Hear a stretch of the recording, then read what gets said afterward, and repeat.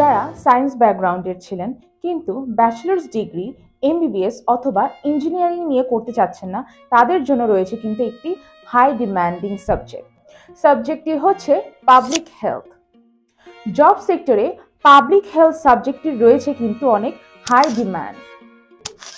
Public health নিয়ে পড়াশোনা করে যেই সেক্টরগুলোতে জব করতে পারবেন সেই সেক্টরগুলো হচ্ছে health administration, environmental health officer, medical and health science manager, nutritionist, public health nurse, medical scientist, health education specialist, public health consult, research assistant. এছাড়াও আরও অনেক জব সেক্টরে রয়েছে কাজ করার সুযোগ।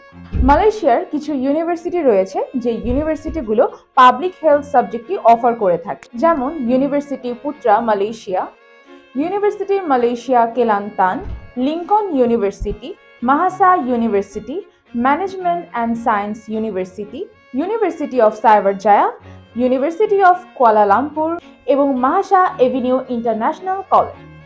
এই ইউনিভার্সিটিগুলো পাবলিক হেলথ কোর্সটি ব্যাচেলার্স অ্যান্ড মাস্টার্স প্রোগ্রামে অফার করে থাকে। এখন আমি আপনাদেরকে টিউশন ফিসের ধারণা দিয়ে থাকব। যারা ব্যাচেলার্স করতে চাচ্ছেন তাদের টিউশন ফিস টোটাল খরচ হতে পারে 14.5 থেকে 16.5 লক্ষ টাকা। মাস্টার্সের জন্য টোটাল টিউশন ফিস খরচ হতে পারে 5 থেকে 16 লক্ষ টাকা। আপনারা যারা মালয়েশিয়াতে পাবলিক হেলথ নিয়ে পড়াশোনা করতে চাচ্ছেন তারা এখনই যোগাযোগ করুন গ্লোবাল অ্যাসিস্ট্যান্ট এডুকেশন কনসালটেন্টের সাথে। Thank you so much for watching this video.